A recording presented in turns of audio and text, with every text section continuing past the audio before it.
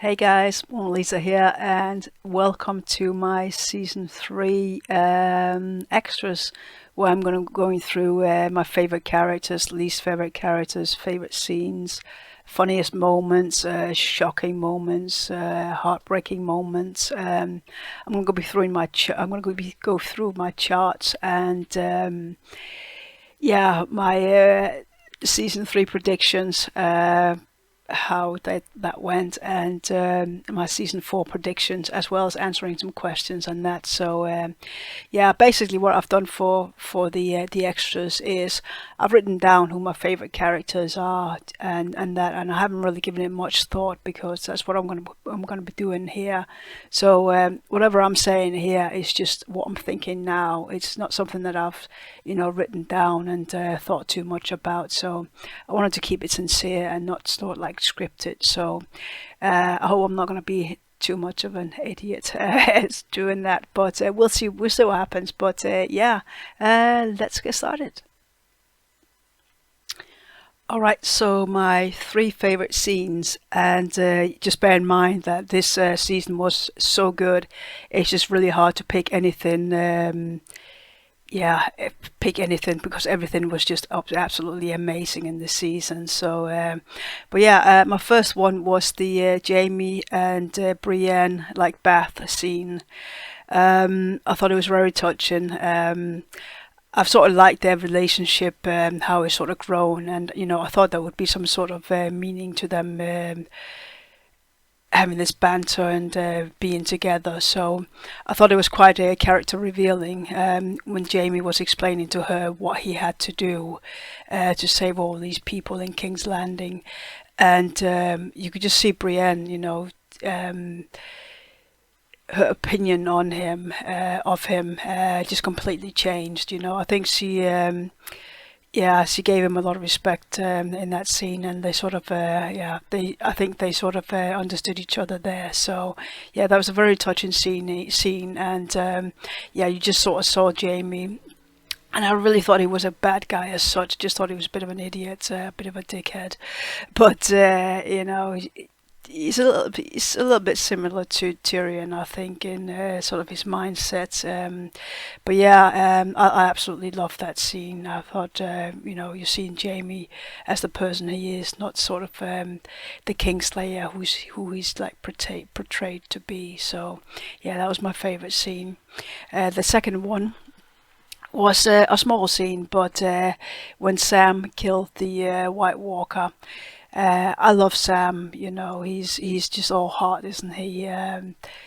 He does what is best, and he's got such a good heart. He sees the good in everything, and like he said himself, he is a coward. He's scared of absolutely everything. But him protecting the baby and Gilly from the White Walker, he knew he was probably going to die, and he still went.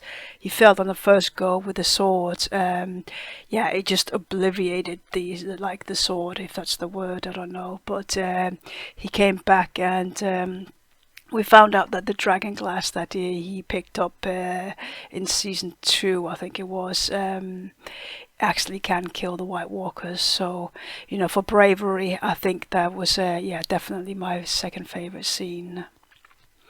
So my third favorite, it's a very small scene, and it seems a bit silly probably to you guys, but I love the dragons and the whole how we were introduced to them in this season.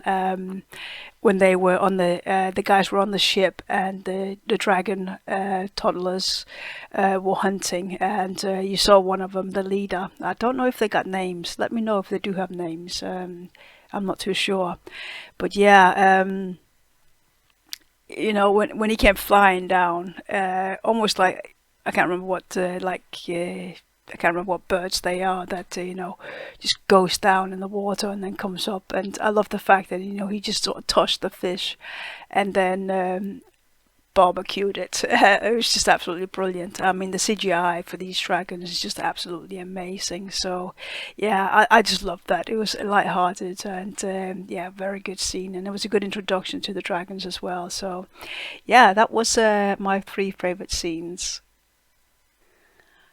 All right, so my five favorite characters. I don't think it's a surprise that Tyrion is my number one.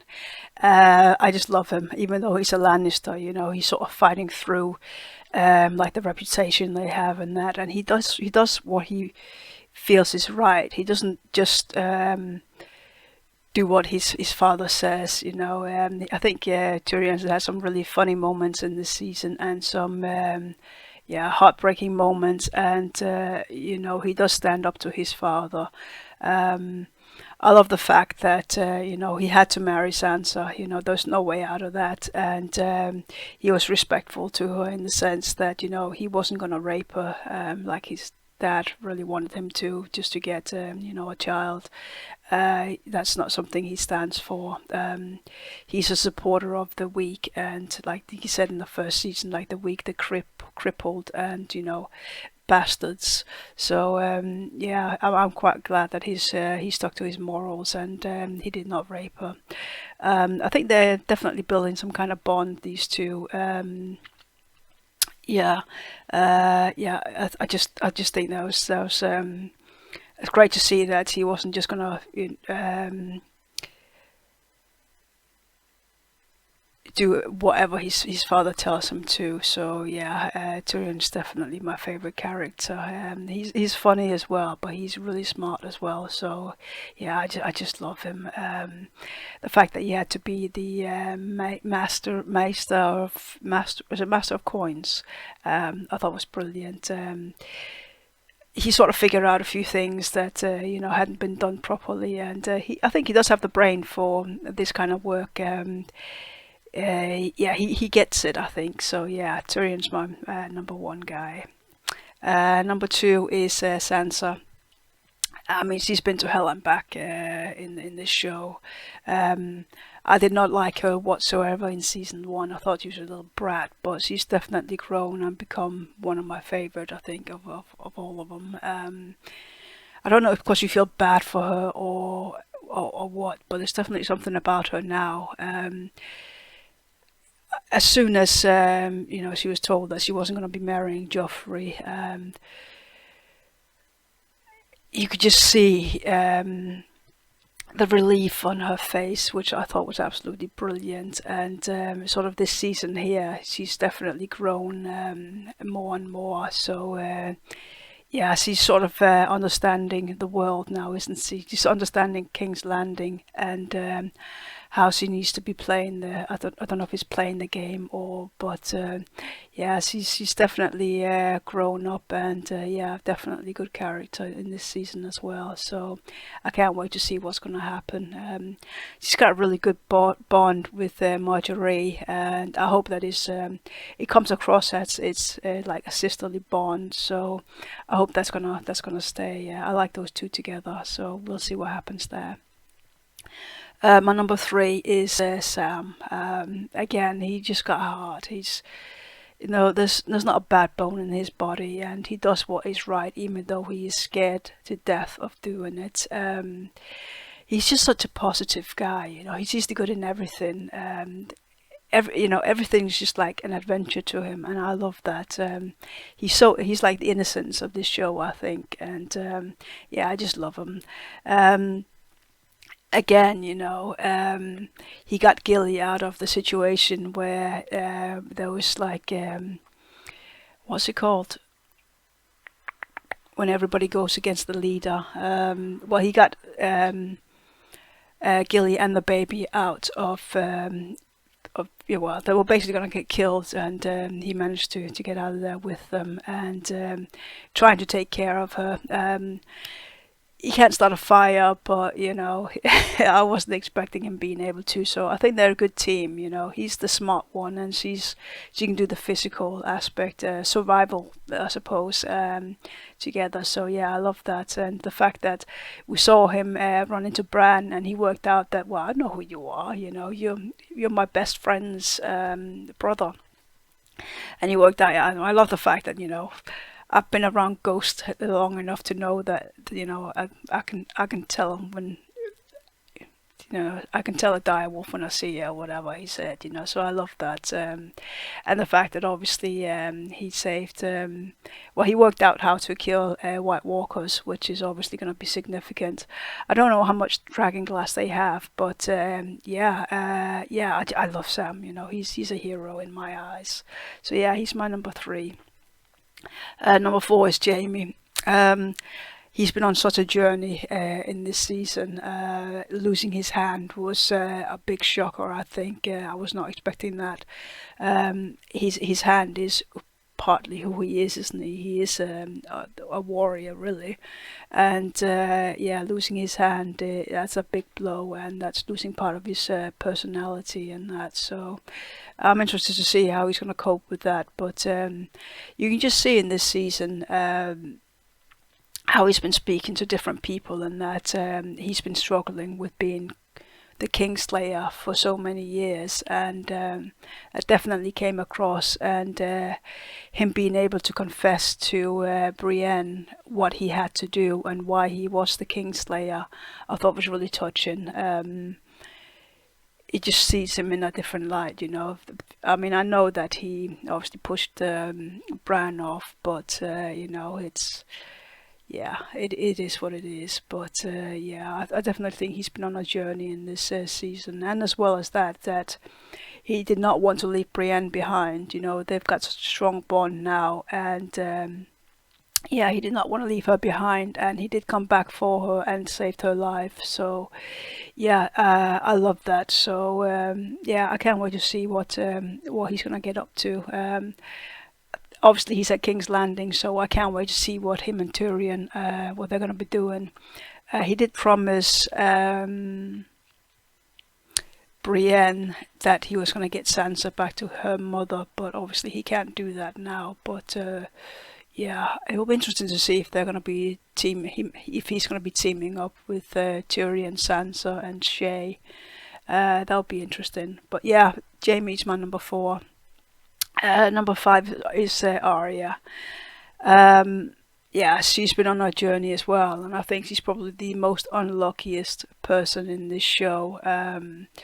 She saw her father die in King's Landing. She's seen everybody she loves and respects. She's seen get killed in front of her eyes, and now in this season as well, she was so close to getting to see her mother and her brother, and it just didn't happen because they were murdered, and she was so close. I mean, all she had to do was run in there, but obviously she would get killed as well. But she was so close to, getting in contact with her mother and her brother, who obviously she's been missing. So yeah, she's been on a journey.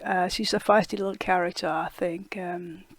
Maybe a bit too bold, but I love the relationship her and the Hound is sort of getting. There's a little bit back and forth, a bit of a struggle there, back and forth, and she's not scared of the Hound.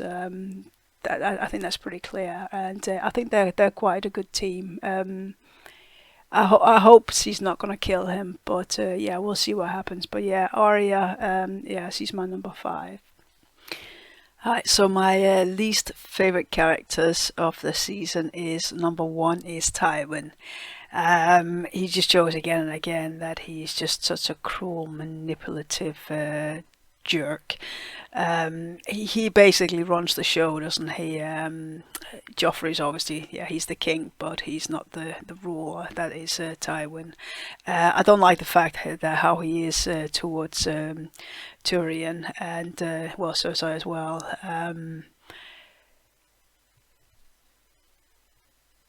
Forcing Tyrion to marry Sansa, who is a young girl, and expecting Tyrion basically to rape Sansa to get a baby. I'm not on board with that. That's just cruel. And I mean, you can say with the whole massacre of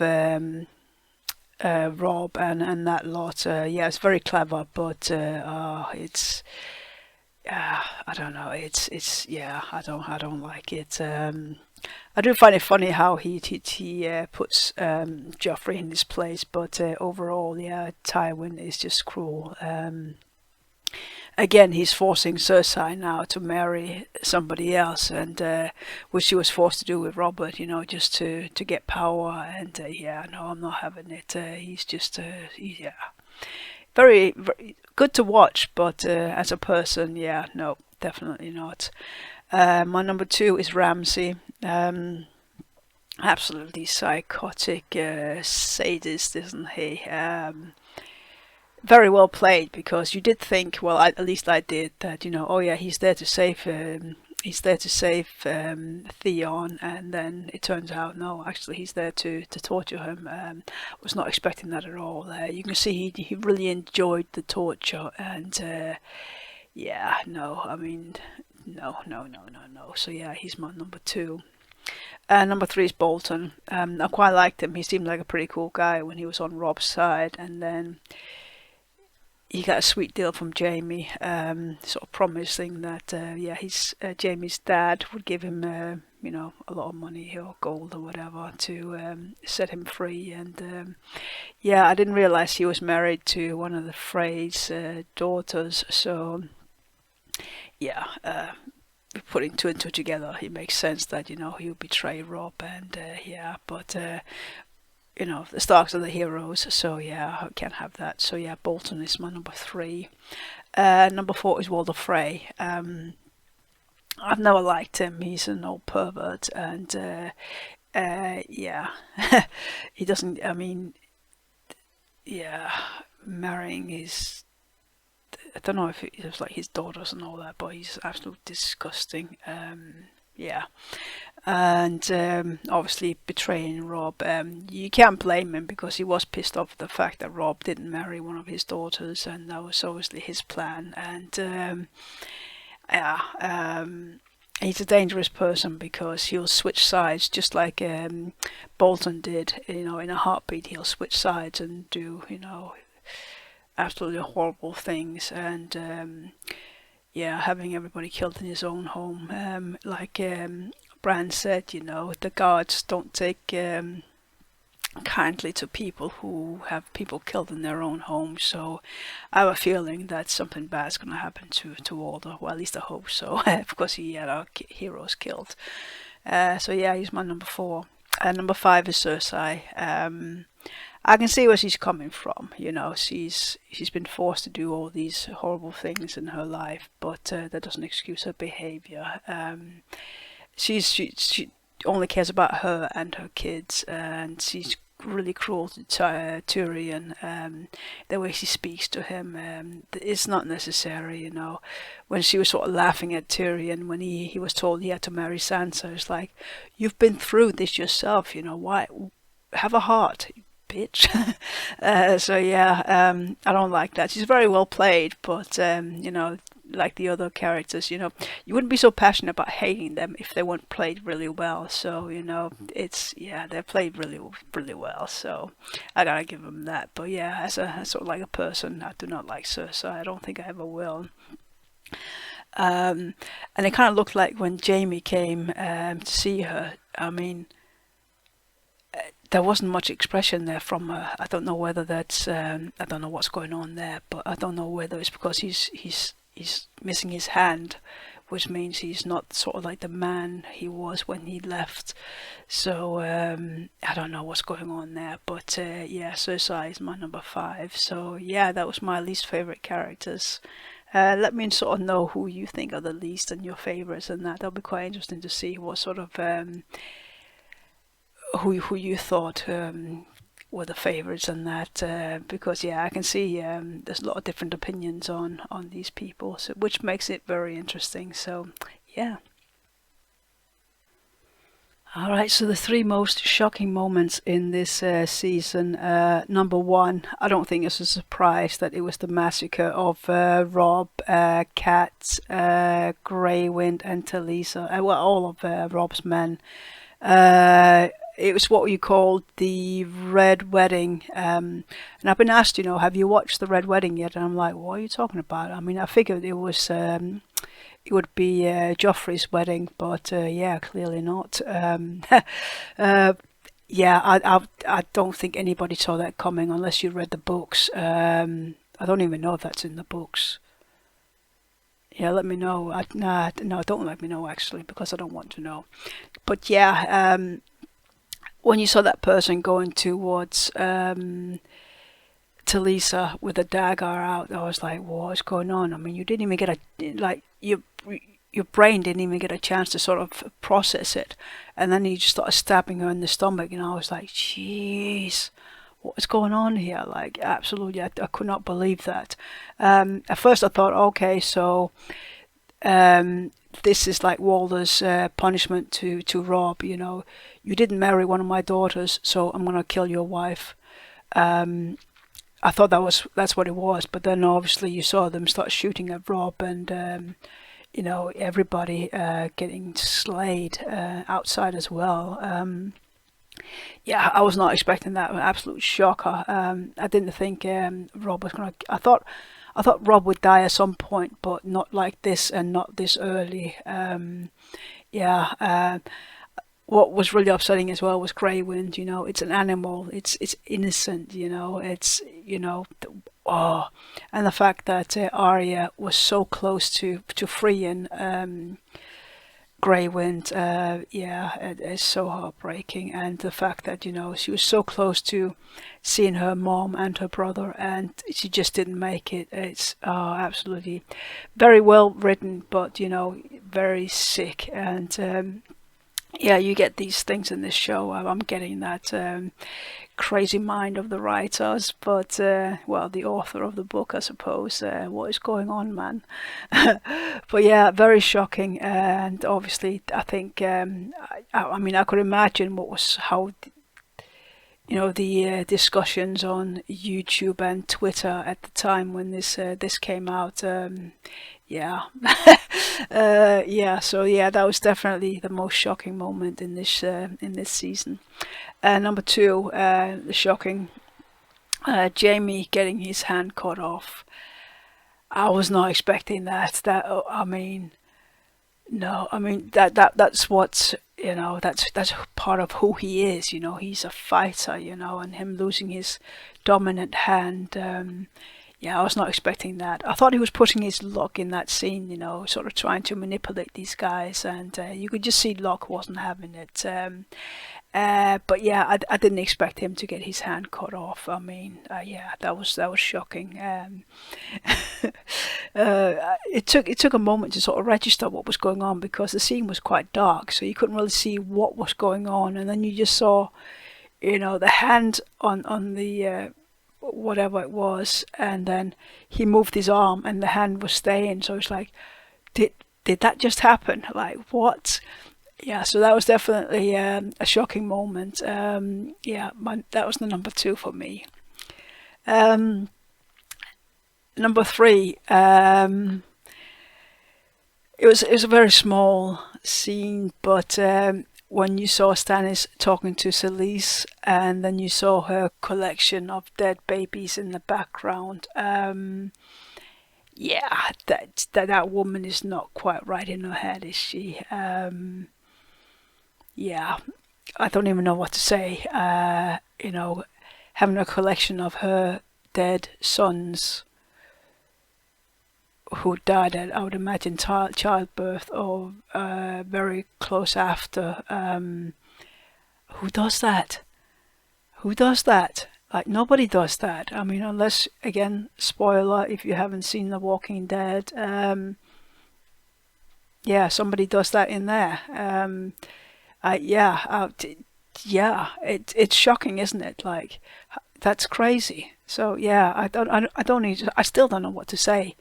It's just absolutely mind blowing. Yeah, so yeah, there were my three most shocking moments in this season. All right, so the three most heartbreaking moments in this season for me was number one, Arya being so close to her mom and her brother and not being able to see him. I think she's the most unlucky character in this show, and you're just rooting for her. All she wants to see is her family, because she's the only one who hasn't had any contact with her family. Well, okay, Sansa, but she's got people sort of protecting her and that, and she lost Gendry as well. He was taking, and hot pie stayed behind as well. So she's on her own. She keeps losing people around her, and then all she wants to do is see her mom. And yeah, she didn't get to. I mean, if you don't think that's heartbreaking, you don't have a heart. I mean, that's it, period. So yeah, absolutely, just feel so bad for this girl. So yeah, that was. I think the realization you saw in her eyes that her mom and her brother are getting slaughtered in there, and there's absolutely nothing she can do. And I'm glad the Hound was there with her to sort of like him knocking her out, because she would have gone in there and she would have got killed herself. So yeah, that was my number one most heartbreaking. Number two is Theon's torture. I was angry at Theon, the decisions that he made going against the Starks. You can see why. He wants to be accepted by his own family. He's been away from them since he was a little boy, so you can see where he's coming from. But it's still not. You still don't feel like that's right. And he sort of came to the conclusion that his father was Ned and not his own father. So, I mean, just the whole torture. It doesn't matter who it is. You do not want to see that happen to anybody. I mean, the whole, it was just, all of it was just so cruel, making him think that, I'm on your side, and then, he gets him back on that cross or whatever it was. I don't know what that's called, and, cutting his little finger. I mean, jeez, that itself, the pain he must have been going through. And then obviously, in the end there, he had his junk cut off, which is like, who does that? I mean, who does that? Yeah, I just feel so bad. He's finally come around to, what he did was wrong, and I want to make it right. But and then this happens. So yeah, I feel so bad for him. I'm glad that his sister is gonna come and get him. Yeah. I thought that was a very good thing. So yeah, that was my number two most heartbreaking Theon situation there.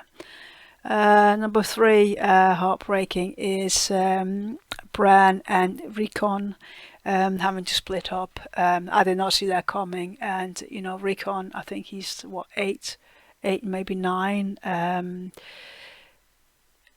He's missing his mom and his dad. He's got his brother, and now he's having to split up from them. Being that young and having to try and understand that, it was just heartbreaking. I think Bran is doing what he has to do. He's very smart for his age. You've seen that in all the seasons, I think. He's like an old man stuck in a young kid's body, isn't he? He's very knowledgeable, and I think he understands the game very well, and he sort of learned in this season what he has to do. So I thought it was very heartbreaking that them two had to split up, and yeah, the same for Osha, having to take Rickon somewhere else. He's very protective of these boys. So yeah, that was number three, most heartbreaking. Alright, so the three funniest moments in this season for me was, number one, the whole Podrick having talent when it comes to the horse. He obviously knows stuff that Bronn and Tyrion didn't, and I just found it absolutely hilarious. That the fact that when he came back and they were like, well, what are you doing back, and why are you giving me the money back, and or the gold or whatever, and they just didn't get it, and he didn't know what the hell he was doing, and the fact that they were trying to, okay, you're gonna sit down and you're gonna tell us everything because we need to learn what this is. I just thought it was absolutely brilliant. It was so funny that this kid who's never been with a woman before knew what he needed to do, and these two jokers didn't. So I thought that was absolutely hilarious. So yeah, that was the funniest moment. Number two, when they had the small council meeting, and you saw Tywin at the end of the table, And then they came in, and then Littlefinger was, this kiss ass, who had to get close to, had to get close to Tywin, and then the others sat down, and then Cersei came in and dragged her chair over so she can sit next to her father, because obviously hierarchy wise, she needs to be up there. And then Tyrion was like, well, he was just being a jerk, he was just doing it just for entertaining himself, I think. So he's like, okay, I'm going to take the chair. Obviously, the chair's quite heavy and he's quite small, so he's going to make a lot of noise. And what made this scene as well was Varys's looks, how he was reacting, his facial expressions. I mean, if you didn't notice it, you're going to have to go back and just focus on Varys, because I think for me, as well as the scene being funny, it was his facial expressions that made it. Just this is actually happening, and it's just his back and forth looks to people, and absolutely brilliant. So yeah, that was definitely my number two funniest moments. And you just go back and watch it if you haven't seen Varys' expressions. It's just brilliant. So yeah. Number three was Arya and the Hound. When they were having the discussion about killing this pig farmer, Arya was like, no, don't kill him, please don't kill him. And the Hound was like, oh, okay, whatever. And the guy woke up and Arya went over and just, knocked him back out again. I wasn't expecting that. And I don't think the Hound was expecting that either, She did what she had to do, but it was just I don't know if it was funny as such, but the fact that, you just weren't expecting her to do that. I think that's what made it funny. And so there's so many good moments in this show. It's really hard to tell, say what is your favorites, but these were just what came to mind when I was just, having a quick think about it. So that's why these ones are my three. I mean, tomorrow it might be something different that I think about, and but it is what it is. And in this one, these are my three most funniest moments. All right, so the charts that I've sort of been going through, based on what I thought after the episode. If we have a look at the Starks, it's not really changed that much. It's been a pretty steady chart for them. I think I know the characters so well now that nothing much is going to shock me. But there has been a few. Bran has gone up, and Jon has gone up. Jon annoyed me a bit, but I think he's getting to a point now where I think I know I'm getting him now. So yeah. And then Kat went up, and then she unfortunately died. So yeah. And then the two new characters. I think it's fair to say, a new character comes in the first episode. You're just going to stay neutral because you don't know anything about them. You don't know their intentions or anything like that. So they're neutral, and then the next episode you see them in, you sort of make your decision there. So yeah, the Starks, they were pretty steady. So let's have a look at the Lannisters. In this season here, which is I'm actually quite surprised about myself, is the Lannisters haven't really changed much either. Jaime has gone up. That was obviously when I saw his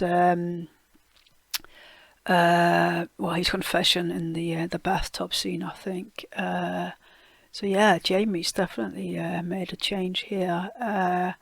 The Hound has been in a bit of a roller coaster as well. Not as much, but he's gone up and down as well. So and Bronn, he made one silly comment, which has made him go down a bit. But other than that, everybody else are pretty steady. I know who I don't like and who I like, and I think a lot's going to have to change for me to change my opinions on these guys. So let's have a look. The Targaryens and the Greyjoys. It's a bit up and down, this one. It's been a bit of a roller coaster on that one. So yeah, let's have a quick look to see what's changed on what.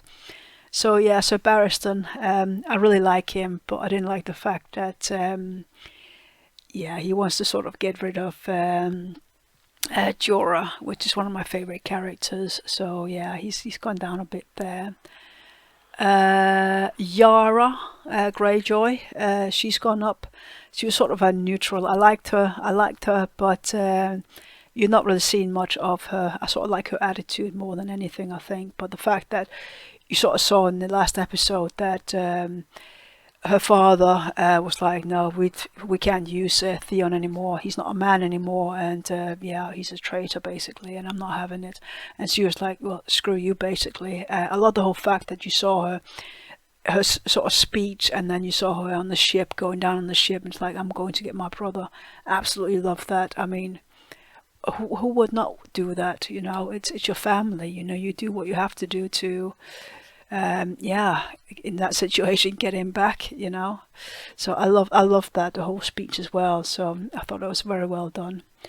Then Dany, she's been on a bit of a roller coaster as well in this season, and I've gotten quite a bit of a stick for my attitude towards her. There's some very sensitive people out there, and you know, if you can't, you know, if you don't understand, you know, where I'm coming from, then that's, you know, that's nothing I can do about that. We all have our opinions, and this was my opinion on Dany. I didn't really trust her intentions in this season. She had some quite weird looks, and I wasn't quite agreeing with what she was doing. But I think I'm getting it now. Sort of like the end episodes. You can sort of see the love she was getting, and it wasn't forced. So yeah, I like that. So she's sort of getting back up there in my estimation. Missandei.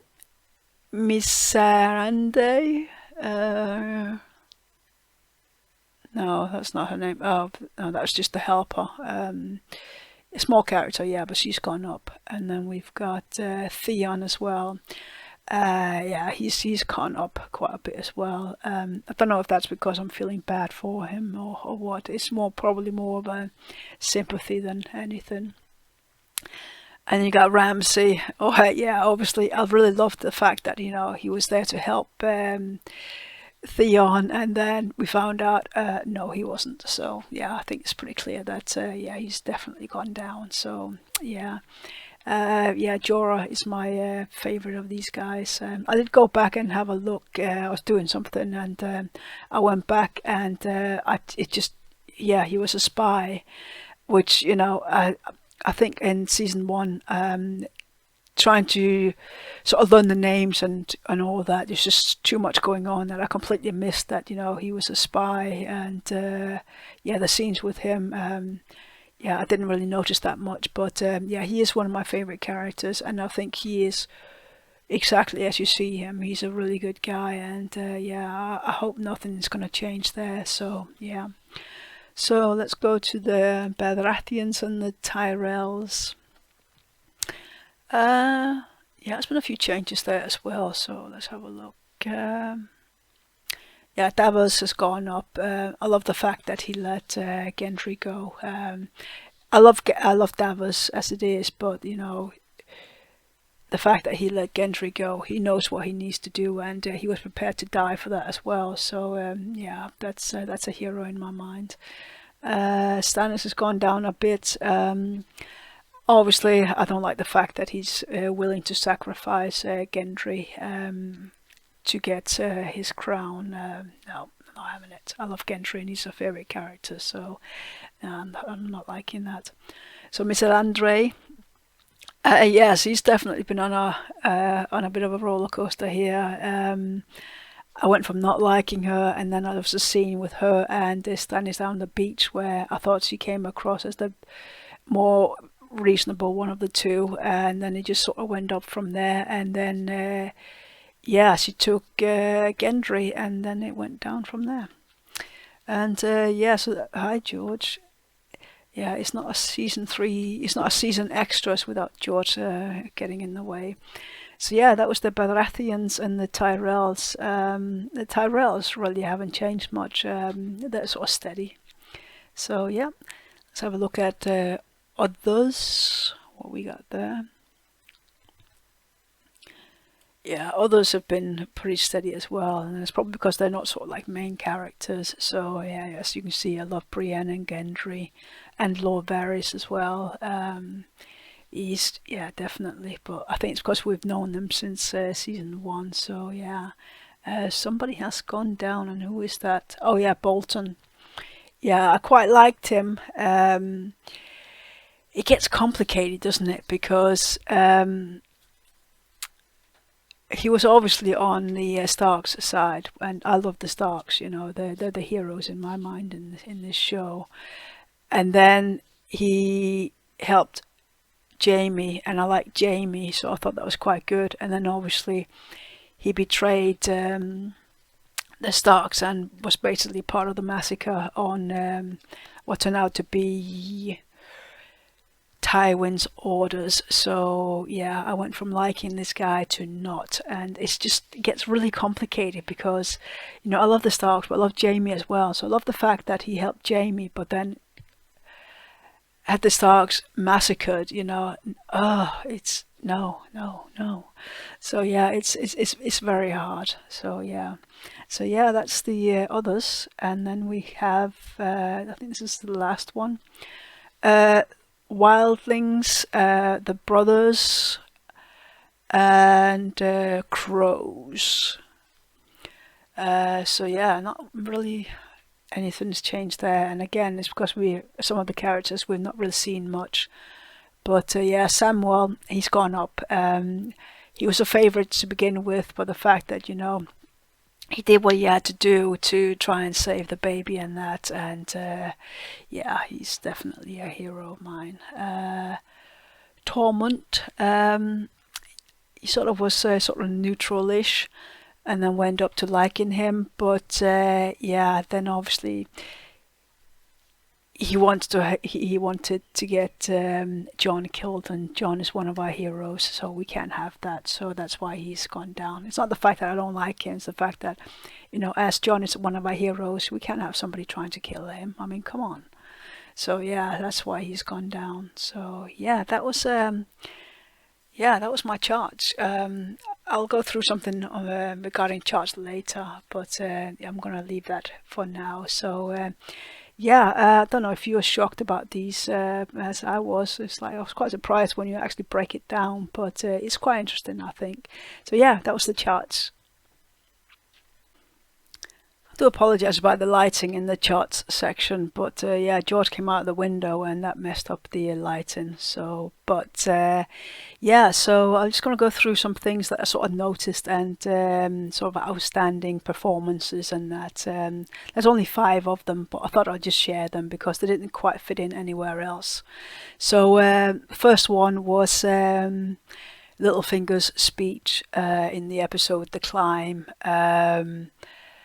It was so menacing, just the whole way, you know, he was talking, and then you saw what was happening around it. Yeah, it was so menacing, but you know the way it was spoken or like narrated. Yeah, it was just absolutely. I mean, it made you, you know, it gave you goosebumps.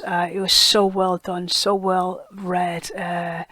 Yeah, absolutely amazing. I don't like Littlefinger, but that was just like mind-blowing speech. I just loved it, so I had to mention that. And the same, number 2, was Yara's stand against her father. You know, you might not think my brother means anything anymore, but he's my brother and I'm going to get him back. And it was the whole, you know, her talking and then cutting to her going to the the ship with the men and that, and you see the sort of like intensity in her eyes, like I'm on a mission here and I'm gonna get my brother. I love that as well. So yeah, I just thought that was worth mentioning as well. Number 3 is what I found interesting with Dany is sort of like you see throughout the show how her army grows, and it is typically a shot from the air. So you had in season 1, and I might get the seasons wrong, but season 1 where she went into the fire, and then you saw sort of like the following day. when they realized, she was the mother of dragons, you saw from the air how many people were there, and that was like the Dothrakis. There wasn't that many there. And then you sort of saw when they were going to whatever city where you saw from the air as well, there wasn't that many there. And then obviously when she got the Unsullied, you saw it, and it was just growing, and there was quite a lot of people there. And then the end of this season here, mind blowing how many people she's got now. So I just thought that was an interesting fact that you saw. I think that's going to have to be some sort of significance, that you see how her army is growing. Yeah, I thought that was very interesting to see, how that's growing, and obviously they're focusing on that. So yeah, that's going to be interesting. But yeah, I thought that was sort of worth mentioning. And something I noticed as well was Jorah.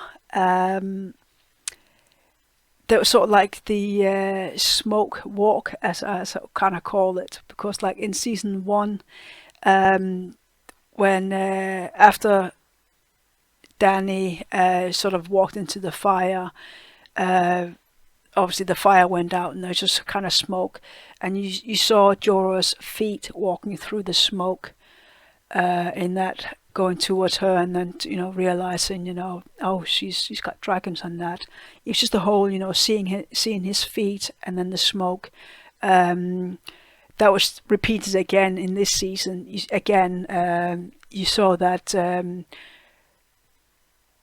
the smoke disappear. Well, the fire disappearing, and then seeing him walking through sort of the smoke again. I thought it was quite interesting. That was a bit of a throwback to season 1, I think. That was just something I noticed. I think there've been a few throwbacks to seasons, but that one there with Jorah walking through the smoke was definitely something that stuck out to me. And then 5, it's just sort of like it doesn't really mean anything, I don't think, but it's just sort of like Ghost. He's doing his own thing, you never really know where he is. You think, oh well, he'll be following Jon, and oh no, he's not. He's somewhere else. He's just, where's he been in this season? He sort of he was with the Mormont at some point, well, them at one point, and obviously helping saving Sam. And then he just kind of disappeared again. And I thought, he was going to come and save Sam and Gilly. When Sam killed the White Walker, I thought Ghost was going to come and save him, but he didn't. It's like, what's going on with Ghost? He's not really with anybody in specific. He's just sort of like doing his own thing, and yeah, that's just something I noticed. So yeah, that was just a few bits I just wanted to mention in this season that doesn't really fit in anywhere else. So yeah. All right, so my season 3 predictions. Yeah, let's go through them again, like it was for season 2, complete fail.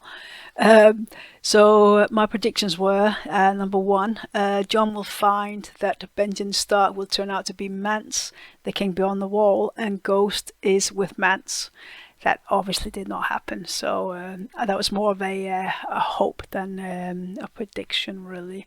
Number 2, Joffrey will have Tywin killed, and have that be an example of his reign, because Tywin tries to control Joffrey. That didn't happen. Tywin did control Joffrey, but nothing happened of it, so that was a complete fail. 3, Robb will capture both Theon and Jaime. Yeah, it didn't happen. Definitely not. Number 4, Cat will be sent back to Winterfell to see the boys aren't there, and she will go to the Vale. Yeah, that didn't happen, did it? I think some of this would be kind of an interesting story if they did happen. Number 5, Sansa will team up with Tyrion and Shae, which she did because she got married, but yeah, I don't know if that's really a prediction or what, but I mean, it did happen, but yeah. Number 6, Arya, Gendry, and Hot Pot. Why do I keep putting Hot Pot? It's Hot Pie. Will run into the Hound on their way to Winterfell. They will find him and kill him. They did run into him, so I got that right. But obviously, they didn't kill him, which was good because I love the Hound. So that was sort of, I partly got that right-ish. Number 7, Danny will get a ship and attack Dragonstone and kill the priestess. That didn't happen. I still think that is going to happen. I mean, why not? Number 8, Bran, Rickon, Osha, and Hodor and the wolves will run into Nymeria on their way to the wall. Then we're into Arya, Gendry, and Hot Pie. That didn't happen. Definitely not. So that was a fail. Number 9, the White Walkers will break the wall and flood into the south. That didn't happen. I mean, why did I put break the wall? I mean, the wall is absolutely massive. So, yeah, I don't know what I was thinking. Number 10, Stannis will try and take the throne again, fail, and get killed. That didn't happen. He still wants the throne. He still wants to be king, doesn't he? Well, the king of the realms. But yeah, that didn't happen. So, yeah, as season 2 predictions, this was a complete fail. But it's fun to sort of.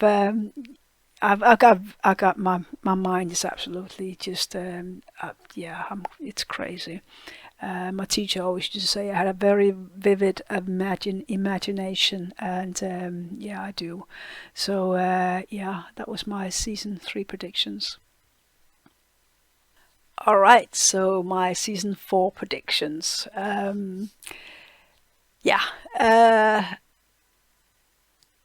Number 1, Cat's curse, now that she is dead, will be lifted, and Arya and Rickon will reunite. Because in this season, season 3, she was saying that because she couldn't love Jon, she felt that the gods had cursed her. So I think now that she's dead, that curse will be lifted, and the Starks will get a little bit of luck on their side, I think. And I think Arya and Rickon, they're gonna meet up somehow. So number 2, Walder Frey will get killed by Bolton, because as Bran said, killing your guest in your own home is unforgivable according to the gods. So I think that's what's going to happen. I don't think Walder Frey is a reliable guy. He's not fighting for the reasons you should be fighting to begin with, but his reasons for fighting, he wants power himself, and he doesn't want to be part of anything really. So I could see him getting killed by Bolton, and as Bran said, that's what happens to people who kill people in their own home. So number 3, Bran will find Benjen by using his warg skills. Benjen's gotta be alive, surely. I don't see what the point was of sort of introducing him and making a big deal of him being a ranger and then going out on his own if he wasn't going to come back. I don't believe he's dead. I don't think so. It would be pointless introducing the character if he was. So I think Bran is going to run into Benjen, and I probably think Benjen knows a lot more about this talent that Bran has than what Bran does. So I think he's going to be able to help him. Number 4, Jaime and Tyrion will get Sansa out of King's Landing and go to Casterly Rock. I just think that would be really cool. I mean, Jaime's already made a promise to Brienne that he's gonna get Sansa out of there. It was to go see her, to take her to her mother, but obviously her mother is dead now, so that's not gonna happen. But I think he's gonna stick to his promise that he's gonna get Sansa out of there.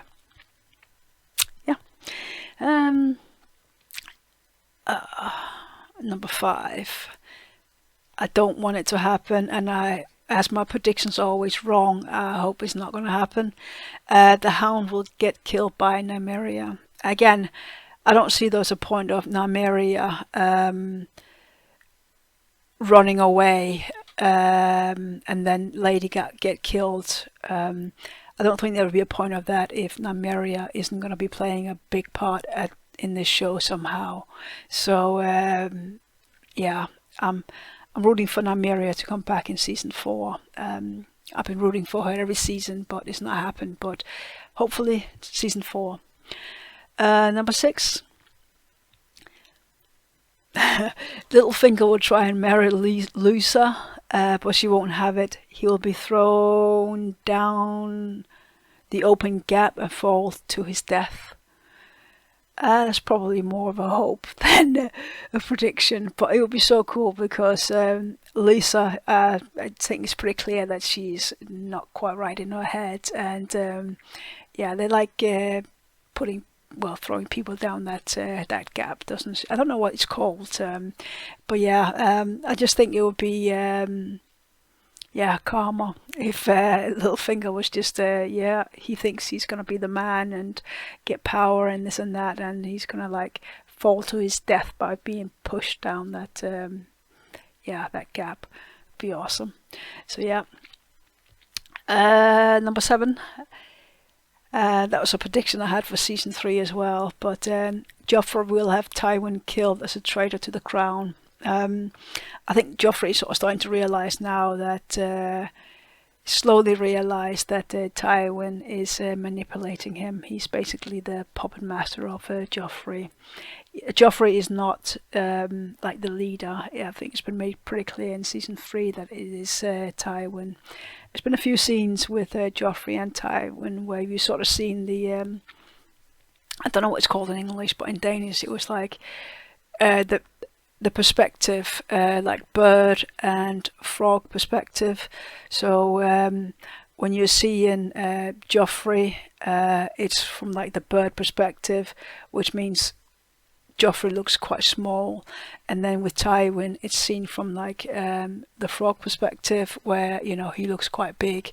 So there's been a few scenes like that where Tywin has looked the bigger, the more powerful one of the two. So yeah, so I could see maybe Joffrey losing his temper and then have Tywin killed, because who's gonna stop him, really? I mean, he is the king. So yeah, we'll see.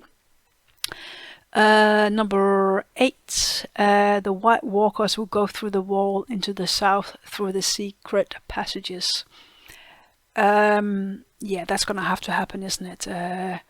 What was the point of us seeing Sam and them lot using the secret tunnels if that's not going to be used by the White Walkers? I could see them and potentially just the wildlings go through there to get through to the south. So yeah.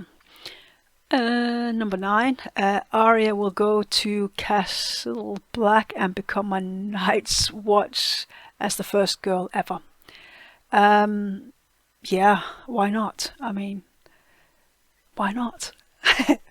I just think it would be awesome, if she becomes a sort of a legit fighter. Yeah, she'll be trained. I mean, Sam did terribly, so I think Arya could do really well, and it would be awesome to see if she could be like the first Night's Watch. I mean, she just have the connections, and she is a Stark, so yeah, we'll see. Number 10, Dany and her people will make the trip to Pentos and make plans to get to Westeros. Yeah. I mean, obviously they're still quite a way away from where they can cross over, so them having as many, they're having to go on feet, they're having to walk.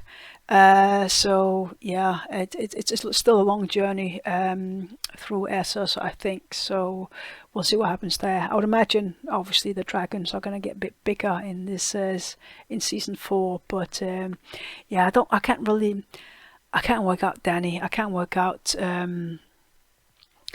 I can't work anything out really, but yeah, I don't know what. I mean, I would imagine she's just gonna get more and more people. That seems to be the trend. So yeah, they're my season 4 predictions. Yeah, obviously don't tell me if I'm right or wrong or anything like that. It's more likely that I am wrong because I am wrong about a lot of things. So yeah, that was my season 4 predictions. All right, so questions and answers. Hasn't been that many, but we'll go through them. So we got David Watson. Which death was more shocking? Was it Ned Stark's beheading or Robb, Catelyn, Talisa, Robb's wife, and Grey Wind's? I think definitely it was like the massacre at the twins. That was the Red Wedding. That was the most shocking, I think. I did not see that coming whatsoever. That was very well played. I was sort of expecting Ned to die. I mean, obviously it was still shocking that he was getting executed, but no, definitely. Yeah, definitely the execution, well, the massacre at the twins. That was the most shocking deaths. Yeah, and I don't think anything is going to match that. No. So that was a very good question and hopefully a good answer. Andres Caniero. I'm sorry about names. I'm not very good at pronouncing names and that, but. Yeah, so do you have a top 5 and bottom 5 for the entire series this far? Can you include characters who are already dead? Yes. So let's have a look at that. Alright, so I got my spreadsheet up and I've actually worked really hard on this. There's quite a lot of 3 things to go through. So in the end, I've got sort of the seasons split up and then the top and bottom for the seasons and then an overall. So yeah, you can see season 1, and this is obviously by number 5, 3, 4. Yeah, that's random. But yeah, I've sort of calculated the numbers that they got in each season and that. So this is where they're at. So yeah, number 1, season 1, the top one is Tyrion and the bottom one is Cersei. And it's exactly the same for season 2. Tyrion number 1 and Cersei's bottom. Season 3 still again is Tyrion number 1 and the bottom in this one was Tywin. So obviously there's some changes and new characters coming through. Some of the characters are rated lower or higher, and that's basically because they're not necessarily seen in all the episodes. So, you know, I can only go by what the last episode, how I rated them in the last episode. So there's some that will have probably higher numbers than what really they would have. But yeah, it's quite hard to do. So yeah, you can see here my top 5 and bottom 5 for season 1, 2 and 3, which is yeah, I was quite shocked by some of them when I put it together. So yeah, so overall, hold on, top 5, number 1 is Tyrion, number 2 is Sam, number 3 was a tie between Arya and Dany, number 4 was a tie between Jaime and Jon, which is, yeah, and number 5 was Robb. So yeah, that was I was quite surprised by that myself. And then you sort of had Ned, Sansa, Davos and Luwin as well there. So yeah, that was quite interesting. I wasn't really expecting that.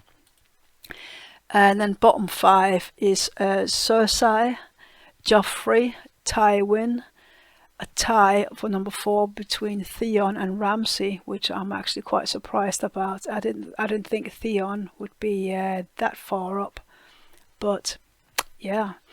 And then number 5 was a tie as well between Littlefinger, Locke, and Viserys. Dany's brother. And considering he was only in season 1, that's quite impressive that he's in the top 5 for the bottom ones. And then you sort of have other mentions as well, which is Dagmar, King Robert, Orell, Stannis, Bolton, Lysa, the Priestess, Pycelle, and Walder. So I was actually surprised with how the chart actually went, because I was not expecting that.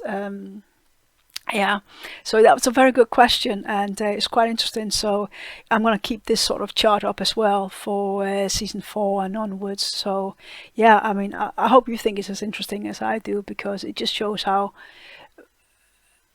this show just messes with your head, because you just have no clue where people are, and your opinion just constantly changes. So very good question. So let's get back to. So number 3 was from David Watson as well. It's a good one. Who is more sadistic, Joffrey or Ramsay?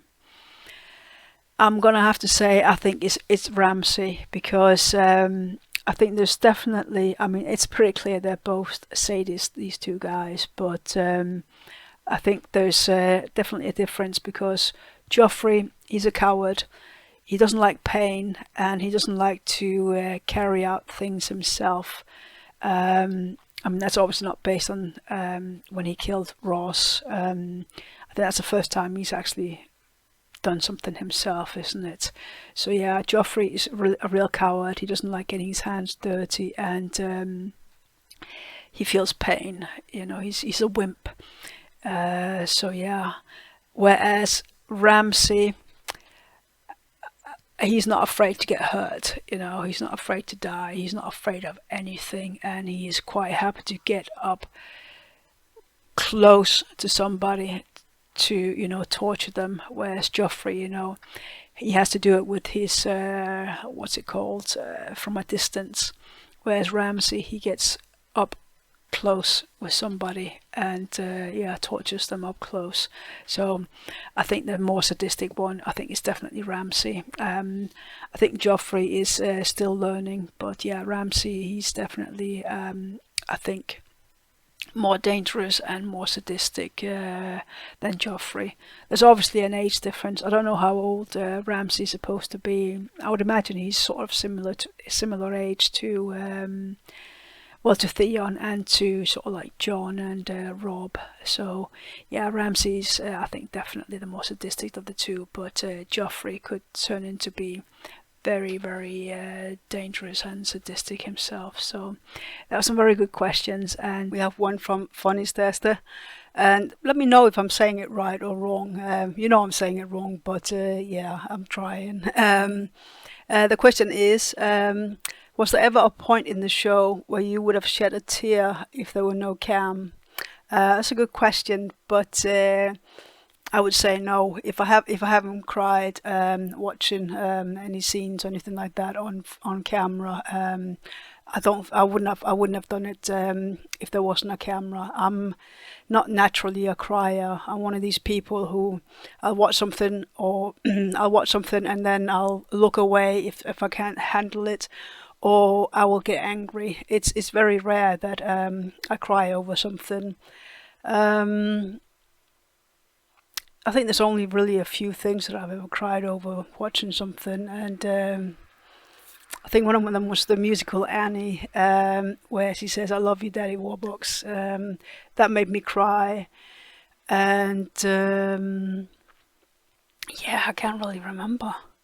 There's not a lot, but I would say in Game of Thrones, probably the one that was closest to crying at was when Maester Luwin died. I was very emotional, and I think at any point, if there was any, that would have been the place where I would have cried. But who knows? There's still a fair few seasons left, so anything can happen. So I hope that answered your question.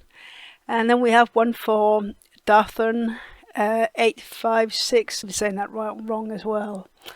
One question I thought of Was there an obvious time jump between the reaction and the review? How much time did you need to process what had happened?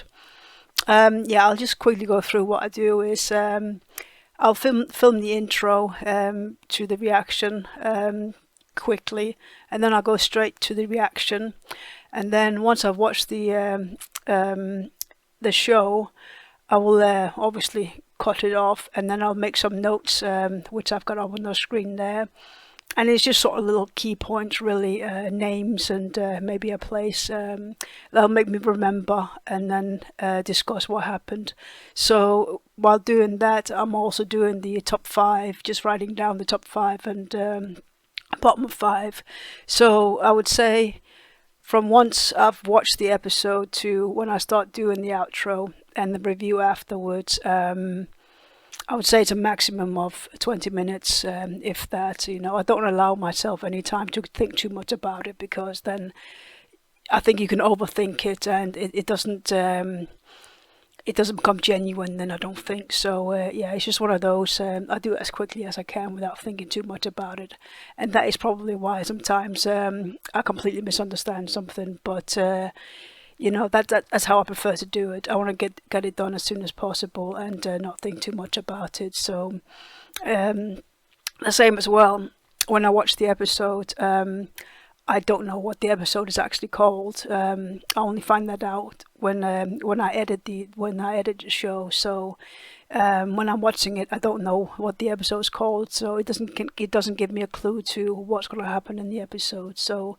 yeah, I hope that answered your question, and yeah, that was all the questions, and yeah, I can't wait to see you guys in season 4.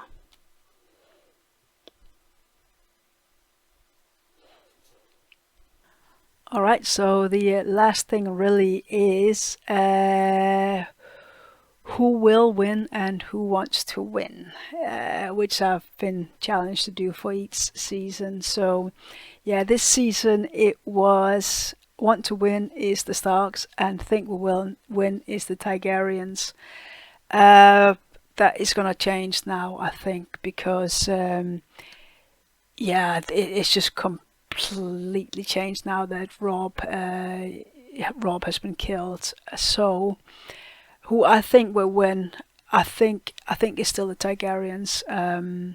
Well, Dany, because she is building quite an army now, and I think she's going to get a lot more people. I don't know how she's going to get across to Westeros with all these people, across the water, but we'll see. But yeah, obviously the dragons are going to get bigger and bigger and bigger. So yeah, I think it's going to be Dany, because he's got like the dragons and that, and they're the most powerful beings. So I could see Dany win. Yeah, sort of like going back to the beginning where the Targaryens ruled, and I think that's gonna come around. I don't know what the word is, but yeah, I think that's going to come around too. So yeah, it goes back to how it was. Who I want to win, it's going to be the Tyrells. I'm loving this family now, especially now that Olenna has appeared. There's just something about this family now. They're very straightforward and in your face kind of thing, and it's quite nice to see that the women in this family are not intimidated by men whatsoever. They see themselves as, I don't even know if they think themselves as above men, but they definitely got this sort of talent that they're not afraid of men, and they will do whatever. They're quite manipulative. I think they got that sort of talent. So yeah, I would kind of like to see them win now, because I think the Starks, I don't think that's now that Rob's gone and there's no army, they're all scattered now. I don't think they stand a chance, not realistically now.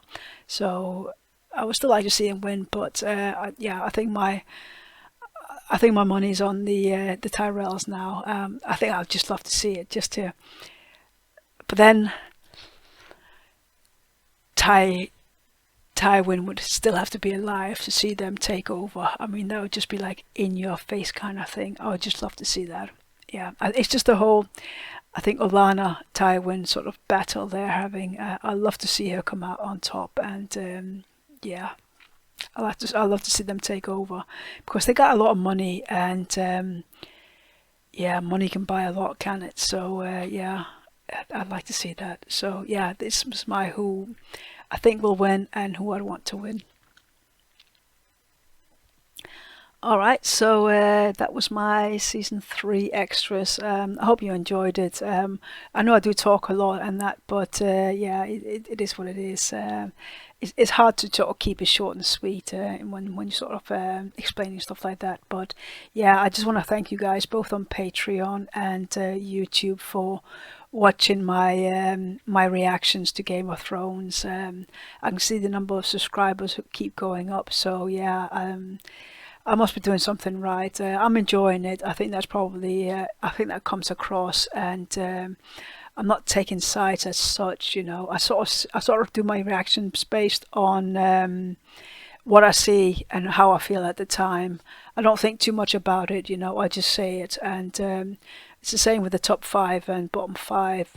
I don't think too much about it. I just write them down straight after I've watched the episode, and then just talk. I don't script anything. It's just exactly what I think at the time, and I don't think too much about it because it doesn't come across sincere. Then I don't think I don't want to think too much about what I'm saying, if that makes any sense. So that's probably why some of you think I'm a certain kind of personality, because I do say what I think at the time, and it's not necessarily right, but it's how I feel at the time, and it is what it is. And I would say if your bias is a certain person or whatever, this is probably not your kind of reaction, because I don't really have a bias as such. There's nobody. I mean, I love Tyrion, but that could change. I'm not hardcore fans of anybody in this show, and I want to keep it that way because I wanted to make it not biased, towards one person, because then I think you sort of go away from other probably important characters. So yeah, I kind of try and keep it as unbiased as I can, but yeah, it is hard because there's such good actors in this show, so it's hard not to have favorites. But yeah, I do try. But yeah, so yeah, thank you guys so much for watching, and you guys on Patreon as well. I love sharing the full reactions, and I'm so glad you guys are on Patreon as well. So yeah, that being said, I'm going to stop here because I'm just talking shit, really. So yeah, I will see you guys in season 4.